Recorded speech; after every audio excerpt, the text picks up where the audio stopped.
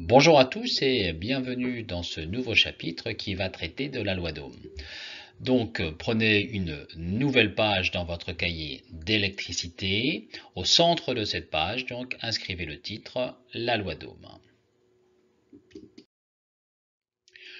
Sur la page suivante, donc, indiquez l'objectif du travail, à savoir étudier l'évolution de la tension U aux bornes d'une résistance en fonction de l'intensité I qui la traverse.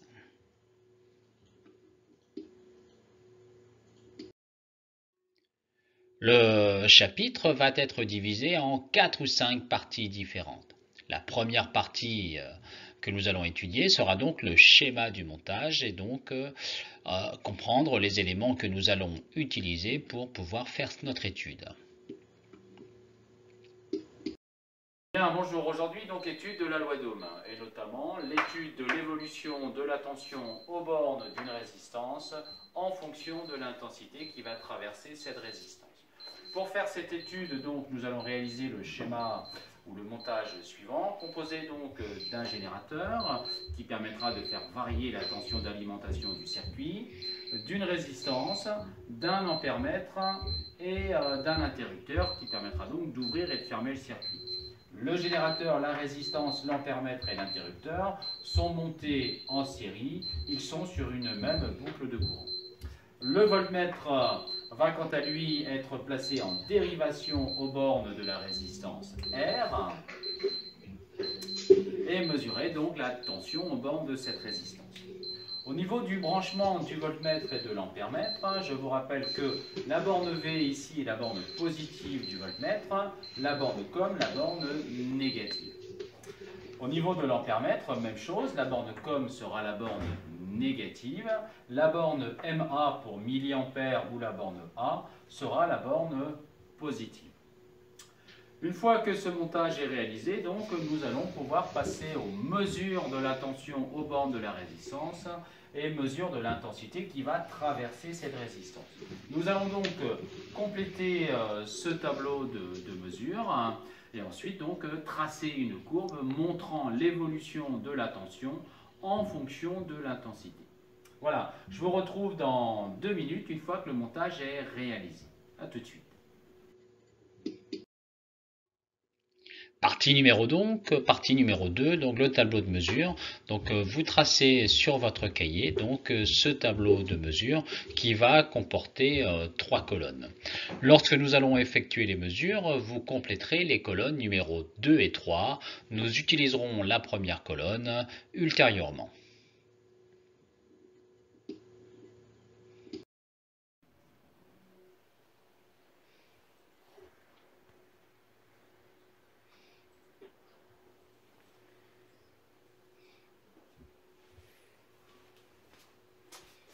Bien, donc nous voici au niveau du montage. Donc première chose importante, donc première mesure, lorsque le circuit est ouvert, nous avons donc une tension de 0 volts aux bornes de la résistance. Donc ici nous avons notre voltmètre, ici nous avons l'ampèremètre. D'accord? Donc le circuit est ouvert, nous avons donc une tension de 0 volts et une intensité de 0 ampère ou 0 milliampère. 0, 0. Je vais donc fermer le circuit. Lorsque je ferme le circuit, je mesure une tension de 2,91 volts. 2,91 volts pour une intensité de 29,4 milliampères. 29,4 milliampères. Nous basculons le générateur sur 4 volts 5. Nous avons une tension de 4,42 volts. 4,42 volts pour une intensité de 44,6 milliampères. Je poursuis sur 6 volts. Nous avons donc une tension de 5,89 volts pour une intensité de 59,6 milliampères. Générateur sur 7,5, ce qui nous fait une tension de 7,41 volts. Hop, hop, hop, je me trompe de côté. 7,41 volts, c'est ici, 7,41 volts pour une intensité de 75,1 milliampères. Pour une tension d'alimentation de 9 volts, nous avons 8,96, 8,80, décidément. Laissez mon chiffon de l'autre côté. Donc 8,96 volts et une intensité de 91,2 milliampères. 91,2 milliampères. Et enfin, dernière mesure, pour une tension de 11,67, 11,67 volts, nous avons une intensité de 119,4 milliampères. 119,4 milliampères. Voilà. Maintenant que nous avons l'ensemble des mesures, nous allons pouvoir donc tracer la courbe montrant l'évolution de la tension en fonction de l'intensité. A tout de suite.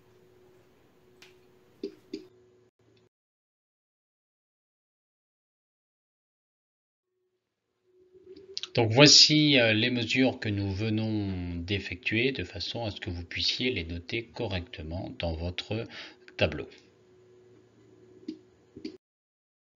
Partie 3, donc, exploitation des mesures, où nous allons tracer la courbe montrant l'évolution de la tension U en fonction de l'intensité I.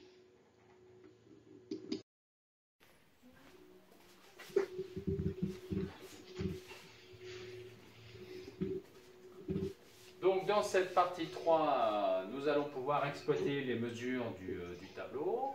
Donc partie 3, exploitation des mesures. Donc exploiter les mesures pour nous, je vous rappelle, ça veut dire tracer un graphique. Je vous rappelle que vous avez donc deux axes qui seront orthogonaux, c'est-à-dire perpendiculaires, et qu'à l'intersection de ces deux axes, vous avez le 0.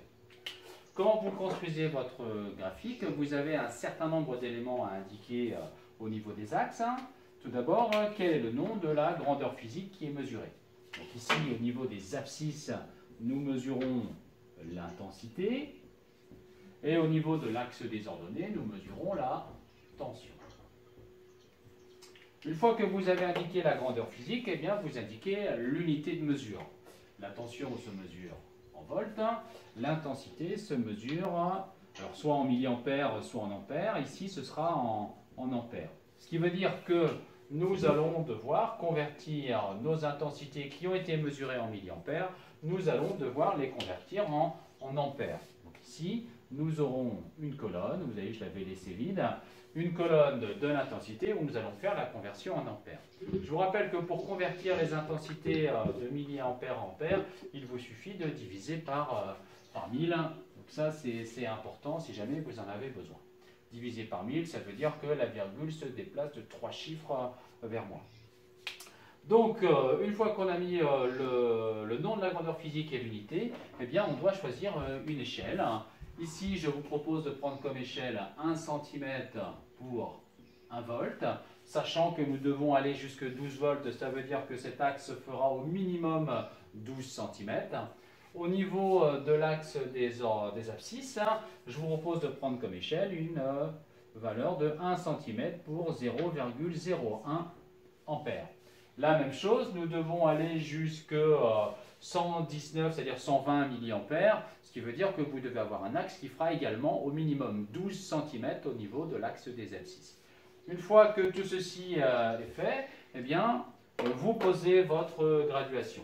Donc ici, on compte tous les centimètres de 0,1 en 0,1, ce qui fait donc 0,01, 0,02, 0,03, etc. Et au niveau de l'axe des ordonnées, c'est plus facile. 1, 2, 3, 4, 5, 6, 7, 8, 9, 10, 11 et 12. Donc, il ne vous reste plus qu'à placer les points dans ce graphique en n'omettant pas donc, de faire la conversion qui est ici. Donc 29,4 mA, ça nous ferait une intensité de 0,0294, je laisse comme ça pour le moment, ampères. Je vous laisse faire les conversions pour la suite. Voilà, je vous retrouve sur l'exploitation, enfin en tout cas l'utilisation de cette courbe ensuite pour eh bien, trouver la relation qu'il y aura entre la tension et l'intensité. Voilà, c'est à vous de jouer donc pour tracer cette courbe et ensuite essayer de trouver la relation qu'il y a entre la tension U et l'intensité I au niveau de la résistance. Voilà, à tout à l'heure.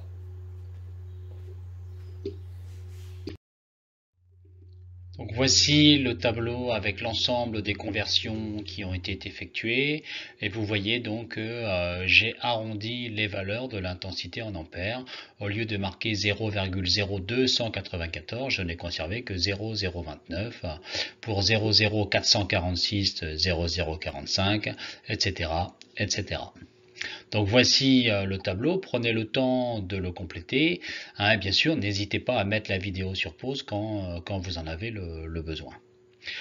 Pour revenir sur la description du graphique, n'oubliez pas que l'intersection des deux axes, là où il y a le 0, ça correspond également au point O, qui est l'origine de notre repère.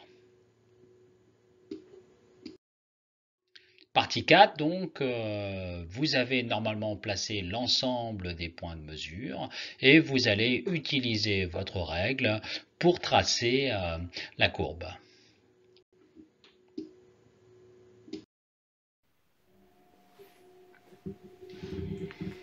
Voilà, donc les points de mesure sont placés sur le graphique. N'oubliez pas ce point qui est extrêmement important, le premier point du tableau, le point 00, qui est à placer impérativement. Je vous rappelle que lorsque l'on a placé les points de mesure, eh bien, nos points sont des croix en forme de plus, qui vont tenir compte donc des incertitudes de mesure, tant pour l'intensité dans la partie horizontale que pour la tension dans la partie horizontale. Donc il me reste à tracer ma courbe. Si notre travail est bien fait, eh bien, nous obtenons quelque chose comme ceci. D'accord? Donc vous voyez que là apparemment ce point-là est un peu faible et est sorti de ma courbe. Soit c'est la mesure qui n'est pas tout à fait bien réalisée, soit c'est la façon dont moi j'ai placé mon point sur le graphique qui n'est pas très juste, parce que sur le tableau c'est pas facile. Donc vous devez reconnaître l'allure générale de cette courbe. Donc de quoi s'agit-il, de quelle courbe s'agit-il?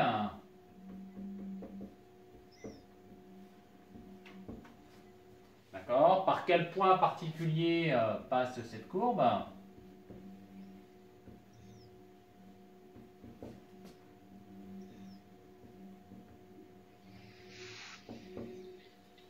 Par quel point particulier passe la courbe? Et du coup, à partir de ces deux informations ici, des deux réponses que vous avez là, eh bien, vous devez être à même de dire de quelle fonction s'agit-il. De quelle fonction mathématique, on est bien d'accord. De quelle fonction s'agit-il?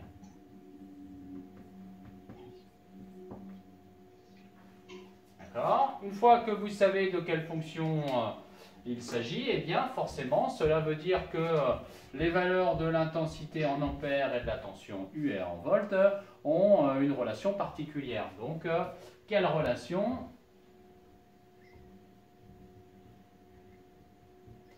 il y a-t-il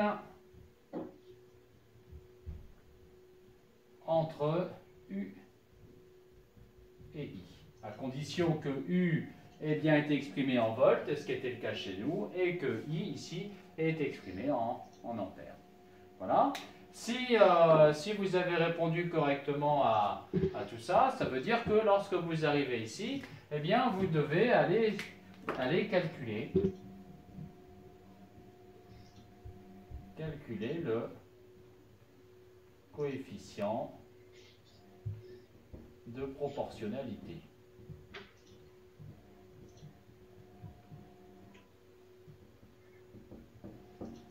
Vous devez calculer le coefficient de proportionnalité. D'accord? Je vous rappelle que pour calculer ce coefficient de proportionnalité, eh bien, vous allez placer un point qui est sur la droite. Vous allez chercher la valeur de l'abscisse de ce point, la valeur de l'abscisse de l'ordonnée, pardon, de ce point. Attention aux valeurs que j'ai là, hein. Et nous savons que le coefficient de proportionnalité est égal au rapport, c'est-à-dire à la division de l'ordonnée par l'abscisse. Vous pouvez prendre un deuxième point, donc si celui-ci je l'appelle A, celui-là je vais l'appeler B. Je peux vérifier mon résultat en refaisant une nouvelle fois le calcul, l'ordonnée divisée par l'abscisse. Voilà, je vous laisse faire ce travail et nous vérifierons expérimentalement que ce que vous avez trouvé est juste. Voilà, je vous laisse finir ça.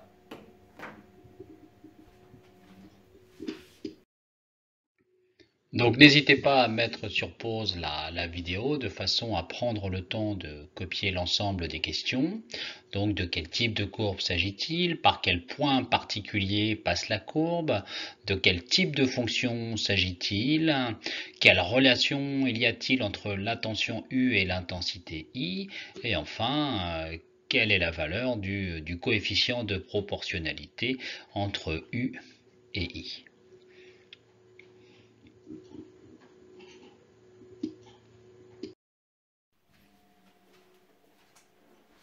Donc si vous avez bien fait votre travail, si nos mesures étaient correctes et qu'on a réussi à les exploiter comme il faut, vous devez trouver un coefficient de proportionnalité qui aura une valeur voisine de 100. Lorsque je branche le multimètre en mode ohmmètre, c'est-à-dire qu'il n'y a que le multimètre et que la résistance que nous étudions, eh bien ce multimètre me donne une valeur de 101,1. Il est en mode ohmmètre, ce qui veut dire que la valeur mesurée est en ohm. L'ohm, en tout cas la valeur que je mesure ici, correspond à la valeur de ma résistance. Donc j'ai une valeur de résistance R qui est égale à 100, ici, 101 ohms.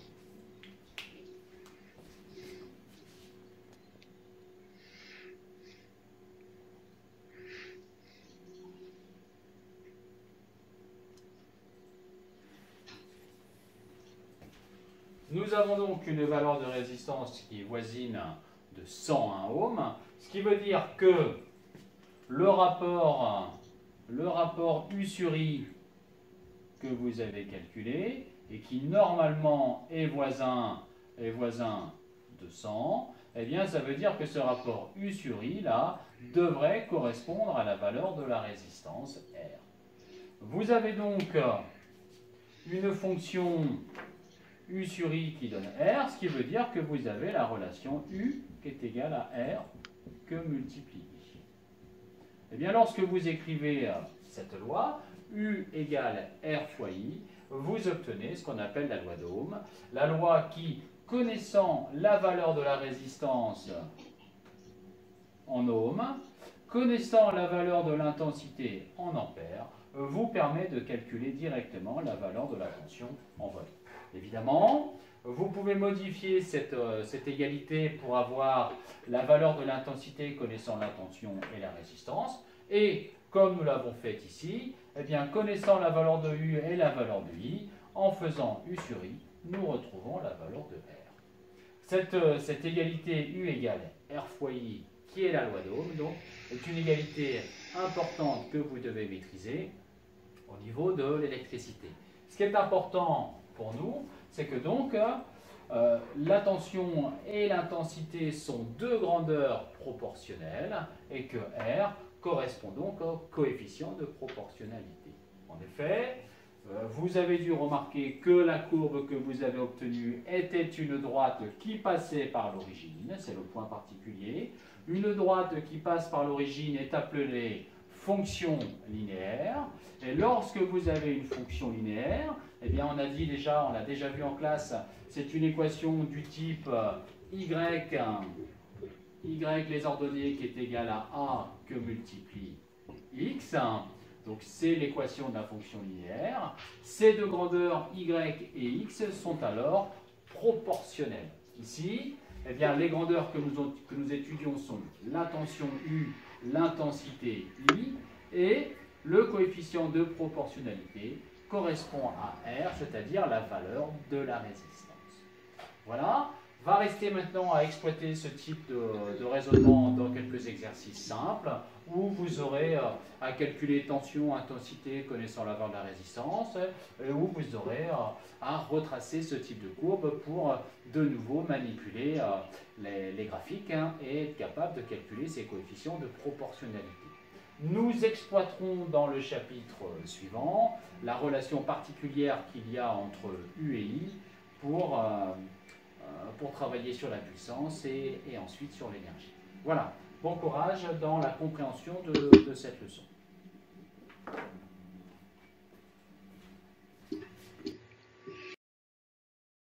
Voilà, nous arrivons donc au terme de cette vidéo. Il ne vous reste plus qu'à noter la conclusion. La loi d'Ohm est donc une relation qui montre que la tension U mesurée aux bornes d'une résistance est proportionnelle à l'intensité qui la traverse. Je vous rappelle que dans ce cas-là, la tension U est mesurée en volts, symbole V pour le volt, et que l'intensité I est mesurée en ampères. Nous avons donc la relation U qui est égale à R que multiplie I. Le coefficient de proportionnalité donc est égal à la valeur de la résistance R, et cette résistance doit s'exprimer en ohm, symbole oméga. La courbe que vous avez tracée montrant l'évolution de la tension U en fonction de l'intensité I est appelée caractéristique d'une résistance. Il s'agit d'une droite qui passe par l'origine O du repère. Il s'agit donc d'une fonction linéaire. Ce qui veut dire, je le répète, que la tension U et l'intensité I sont deux grandeurs proportionnelles. Notons également que la valeur de la résistance peut directement être mesurée avec un ohmmètre sans l'aide d'un générateur. La pile interne de notre multimètre suffit amplement. Voilà, bon courage dans l'acquisition de ces connaissances et je vous retrouverai donc dans des vidéos suivantes pour des exercices. Voilà.